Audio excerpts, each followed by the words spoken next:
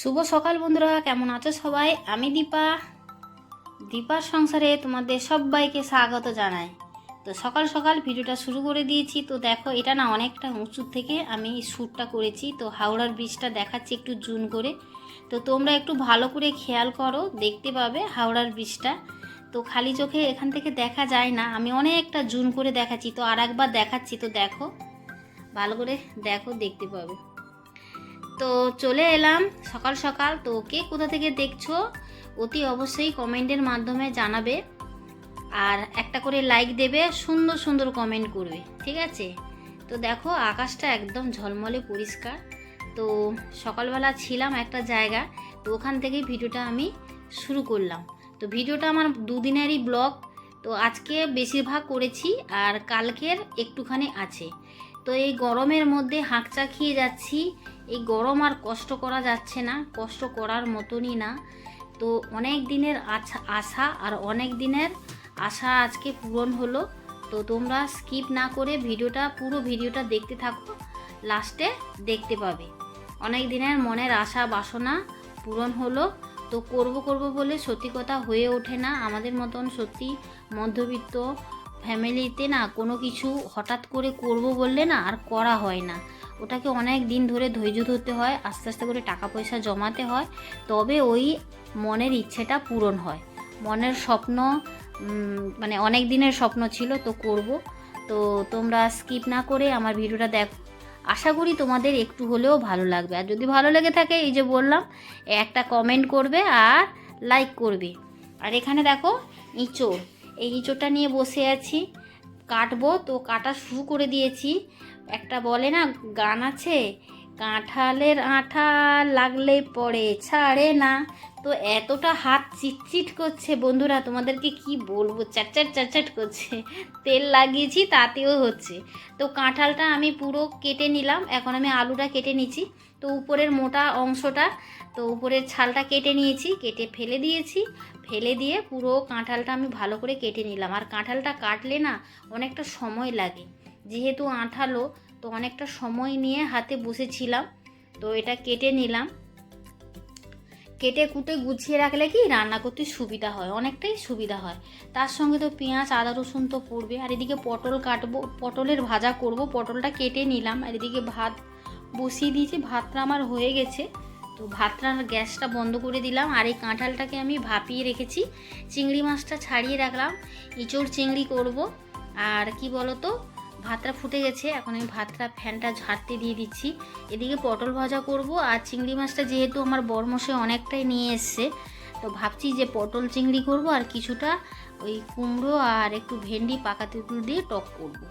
তো সবজিটা ওইদিকে কেটে রেখেছি। তো আমি এদিকে পটল ভাজাটা বসিয়ে দিই, তোমাদেরকে একটুখানি দেখিয়ে দেবো। ওইদিকে নিয়ে এসেছে বরমশাই বাজার, তো কাঁচা সবজি বাজার কিছুটা নিয়ে এসেছে।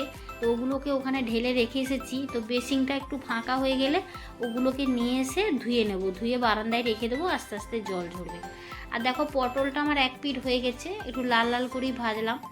এখনকার দিনে না পটল ভাজা খেতে ভীষণ ভীষণ ভালো লাগে। তোমাদের কার কার ভালো লাগে একটু জানিও, আমার তো ভীষণই ভালো লাগে। তো ভাতটা আমার হয়ে গেছে, এখন আমি ফ্যানটা ঝরিয়ে নিলাম, দিয়ে রেখে দিলাম। তো আজকে প্লেন ভাত করেছি, এর মধ্যে উচ্ছে পেঁপে কিচ্ছু দিইনি। তো আমাদের প্রত্যেক দিনই উচ্ছে পেঁপে ভাতে দেওয়া থাকে আমার বরমশাইয়ের জন্যে। যেহেতু আমার বরমশাইয়ের দুবার জন্ডিস হয়ে গেছিলো বিয়ের আগেই, দুবার জন্ডিস হয়েছিল বিয়ের আগে, বিয়ের পরে একবার জন্ডিস হয়েছিল। তো ডাক্তারবাবু বলে দিয়েছিল যে তুমি একদম সেদ্ধ খাবে আর পেঁপে একদম বেশি বেশি করে খাবে। তো ওই জন্যে আমাদের সবসময় পেঁপেটা থাকে সেদ্ধ। আর ও তো সুগার, তো ডাক্তারবাবু বলেছিল তেতো খেতে। তো ও ভাজা খেতে ভালোবাসে, তো ভাজা করি না, বেশিরভাগ ক্ষেত্রেই আমি ভাজাটা না করি না, উচ্ছেটা ভাতে দিয়ে দিই, তাহলে খুব ভালো হয়। এমনিতে তো ডাক্তারের কাছে যাই, সারা বছর ওষুধ লেগেই থাকে। আর আমরা যে ডাক্তারের কাছে যাই, মানে আমার বর্মশাইকে যে ডাক্তারটা দেখাই, সেই ডাক্তারটা কি বলো তো, মানে 1 মাস আগে থেকে নামটা লেখাতে হয়, সঙ্গে সঙ্গে যে তুমি যাবে সঙ্গে সঙ্গে দেখাবে ওরকম না। 1 মাস আগে নামটা লিখিয়ে তারপরে যখন বলবে, যে তারিখটা বলবে সেই তারিখে সমস্ত কিছু মানে পরীক্ষা টরীক্ষা করে, এই যে ব্লাড টেস্ট, সুগারের টেস্ট, কোলেস্টোর, মানে যা যা আছে আর কি সমস্ত কিছু টেস্ট করিয়ে তারপরে ডাক্তারবাবুর কাছে এত সমস্ত কাজ গুছিয়ে যায়। তো করা হয়েছে, ডাক্তারের কাছে নামটা লেখানো হয়েছে। তো বর্মশাইকে নিয়ে যাবে, ছেলেই করিয়েছে। তো মে মাসের 6 তারিখে পড়েছে, মে মাসের 6 তারিখে বলেছে দেখবে। তো মে মাসের 6 তারিখ, এই এপ্রিল মাসের করেছি 2-3 দিন হয়ে গেল করেছি, মনে হয় 10 তারিখ নাগাদ না 11 তারিখ নাগাদ করা হয়েছে। তো আজকে তো মনে হয় 14 তারিখ, তো হয়ে গেল কয়েকদিন। তো ওই জন্যে আর এদিকে দেখো তোমাদের সঙ্গে বক বক করছি, আর এদিকে করতে করতে বকবকানি, তো তোমরা সুন্দর সুন্দর বোর হয়ে গেলে মনে হয়। আর এদিকে রান্নাটা আমি বসিয়ে দিয়েছি।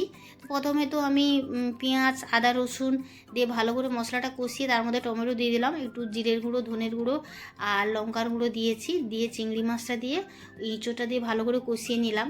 আর এদিকে বরমশাই কাঁচা সবজি নিয়ে এসেছিলো, ওগুলোকে না ধুয়ে টুয়ে পরিষ্কার করে ফ্রিজে রাখি।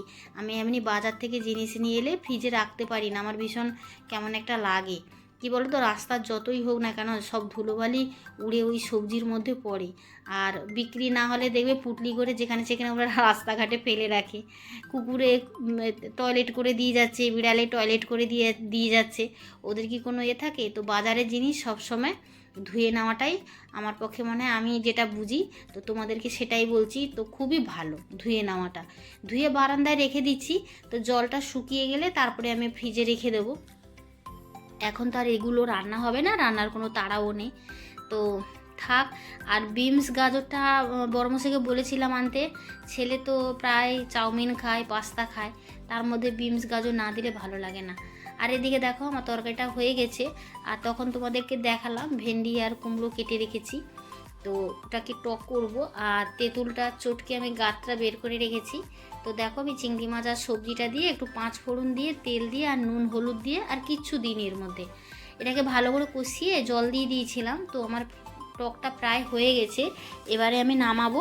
তো একটুখানি মিষ্টিও দিয়ে দিলাম। আর এদিকে দেখো গাজর আর বিটটা আমি কেটে রেখেছি, বিকেলবেলা খাবো, এখন খাবো না। তো ভাবলাম একটু স্যুপ মতন মানে জুস বের করে খাবো। তো এটা খেলে না আমার ওই হিমোগ্লোবিনটা বাড়ে। তো আমার তো 2বার ডেঙ্গু হয়েছিল, তো হিমোগ্লোবিন একদমই নেই। তো ডাক্তার বলেছিল খেতে, কদিন ধরে কুলেখাড়া খাচ্ছিলাম, এখন না কুলেখাড়া ভালো পাওয়া যাচ্ছে না, তাই বর্মশাইকে বললাম তো একটুখানি বিট আর গাজর আনতে। তো নিয়ে এসে এর মধ্যে আমলকি দিয়ে খাওয়া দাওয়া করবো। সকাল থেকে অনেক কাজকর্ম কাটাখাটনি হয়েছে, খেয়ে দিয়ে একটু রেস্ট করবো তারপরে। তো গ্যাসটা সমস্ত কিছু পরিষ্কার করে নিয়েছি, সেটা তোমাদের সঙ্গে শেয়ার করে নিই। তো চলো খাওয়া দাওয়া করে নিই। তখন তো খাওয়া দাওয়া করে শুয়ে পড়েছিলাম, তারপর সন্ধে বাতি টাতি দিয়ে চাটা খাচ্ছিলাম। তো আমি বললাম না আমার ভিডিওটা স্কিপ করে দেখবে না, তাহলে তোমরা মিস করবে। তো দেখো সেই অনেক দিনের ইচ্ছে আর স্বপ্ন আর এত কষ্ট তো পূরণ হয়ে গেল। তো কালকে ভিডিওটা কালকেও তোমরা দেখতে পাবে, আজকে বেশিরভাগ আমি শ্যুটটা করলাম, কালকে যখন লাগাবে আমি তোমাদেরকে অতি অবশ্যই ক্যামেরা করে দেখাবো। তো ওইদিকে যে পুরনো যে এসিটা ওখানে মিস্ত্রিটা খুলে নিয়ে গেল, তো বাইরে রেখেছে, আর নতুনটা এখানে নিয়ে এসে রাখলো। তো ওরা রেখে দিয়ে চলে গেল, আর পুরনো যেটা ছিল সেটা তো এক্সচেঞ্জ করলাম, ওটা নিয়ে ওরা চলে গেল। আর এদিকে বরমশাই নিয়ে এসেছিলো 2 প্যাকেট মুড়ি, তো মুড়ির প্যাকেটগুলো পড়েই ছিল, তো ভাবলাম যে মুড়ির প্যাকেটগুলো ঢেলে রাখি, তো মুড়ির প্যাকেটগুলো ঢেলে নিলাম। তো রাত্রিবেলা তো অনেক কিছু কাজ থাকে, তখন বরমশাই নিয়ে এসেছিলো সন্ধেবেলা, তো মশলা নিয়ে এসেছিলো একটা তেলের প্যাকেট আর বাদামের প্যাকেট, আর নিয়ে এসেছিলো গোটা জিরে। আর এগুলো না সমবায়িকা থেকে নিয়ে আসে, সমবায়িকার জিনিসগুলো না ভীষণই ভালো আর ফ্রেশ, তো তাই জন্যে তোমাদেরকে একটুখানি দেখাচ্ছি, যেহেতু ভয়েসটা দিচ্ছি তাই জন্যে। তো এগুলোকে ঠিকঠাক করে জায়গা মতন রাখবো, তো ভাবছি কয়েকটা কৌটো আছে ওগুলোকে ধোবো। তো ছেলে নিয়ে এলো ফুচকা, তো আজকে ছেলে ফুচকা খাওয়াচ্ছে। তো যেহেতু এসি মেশিন দিয়ে গেছে, কালকে লাগানো হবে, ছেলেকে তাই বললাম যে এত খুশির খবর তাহলে আমাকে ফুচকা খাওয়া। তো সন্ধেবেলা বলেছিল আনবে, তো ওরা যখন চলে এলো তখন আর যেতে পারলো না। তো এখন একটু রাতই হয়ে গেছে, অনেকটাই রাত হয়ে গেছে, প্রায় 9টা মতন বাজে। তো চলো দেখো, ঢালতে ঢালতে জলটাও বাইরে পড়ে গেল, কোনো ব্যাপার না, আমি পরিষ্কার করে নেব। তো আমার তো ভীষণই ভালো লাগে, ঝাল ঝাল বেশ ঝাল করে মাখিয়ে রেডি করে নিয়ে এসছে। তো চলো ফুচকাগুলো এখন খেয়ে নিই। তো ফুচকা টুচকা খেয়ে প্রচণ্ড মানে গরম, আর কি বলবো, বসেছিলাম। তো বললাম না, কৌটোগুলো বের করে রেখেছি, আর ফুচকা খাওয়ার বাসন কয়েকটা ছিল, সমস্ত কিছু মেজে ঘষে এখন পরিষ্কার করে নিচ্ছি। তো ওই বাসনগুলো না একটা দুটো করতে করতে অনেকটা জমেও যায়। তো আমি ভাবলাম যে কটা এখানে বেসিংয়ের উপরে আছে, তো ভালো করে হাতে হাতে সুন্দর করে পরিষ্কার করে নিই। আর কি বলো তো, হাতের কাছে কাজ পড়ে থাকলে না ভালো না, যতটা পারা যায় মানে হালকা করে রাখা যায়, মানে যতটা পারি হালকা করে রাখি, যাতে পরে অসুবিধা না হয়। তো কৌটোগুলো কয়েকদিন ধরেই ভাবছিলাম, কিছু কিছু একটু একটু করে মশলাও ছিল, ওগুলোকে আলাদা বাটিতে করে রেখে দিয়েছি। তো কৌটোগুলো যখন শুকিয়ে যাবে ওগুলোকে আবার পরিষ্কার কৌটোর মধ্যে ঢেলে রাখবো, আর যেগুলো নিয়ে এসে সেগুলো ঢেলে রাখবো। তো ওই জন্যে তো আজকে আর হবে না, এগুলো শুকোতে শুকোতে সে অনেক দেরি হয়ে যাবে। তো আজকে থাক, কালকে সকালবেলা এই কাজগুলো করব। তো তার সঙ্গে বেসিনটাও ভালো করে পরিষ্কার করে নিলাম। তো চলো দেখো, বেসিনটা কি সুন্দর করে পরিষ্কার করে নিলাম, আর এদিকে দেখো এতগুলো কৌটো বাসন কাপ এগুলো সব পরিষ্কার করে ধুয়ে নিলাম। তো এটা হচ্ছে পরের দিন সকালবেলা। সকালবেলাও ঠিক না, এটা অনেকটা বেলা হয়ে গেছে, যেহেতু তোমাদের বলেছি যেদিনকে লাগাবে সেদিনকে তোমাদেরকে দেখাবো, তাই জন্যে। তো মিস্ত্রি এসছে, দুদিকে দুটো মিস্ত্রি এসছে, দুটো ঘরে পুরনো যে এসিটা খুলে নিয়েছে যেখানে, সেই জায়গাটার মধ্যে নতুন এসি বসবে না, সেটা ওই রুমে যে এসিটা ভালো আছে সেটা এই খারাপ এসিটা যেখানে ছিল এখানে বসবে, আর নতুনটা হচ্ছে যেখানে ভালো এসিটা ছিল ওই জায়গাটায় নতুন এসি বসবে। তো দুজন লোক এসে টেক্সচারটা তৈরি করবে। ওটা ছিল আমার, যেটা এক্সচেঞ্জ করলাম সেটা 1 টনের ছিল, আর এটা হচ্ছে 1.5 টন। ওই জন্যে ওই যে স্ট্রাকচারটা ছিল ওটাকে চেঞ্জ করে মিস্ত্রি ওটাকে কাঠ কিনে নিয়ে এসে করছে। তো বন্ধুরা দেখো, মিস্ত্রি কাজ করে দিয়ে চলে যাচ্ছে, আর এই আমার এসির নতুন এসি লাগানো হয়ে গেছে। তো ভিডিওটা এই অবধি বন্ধুরা।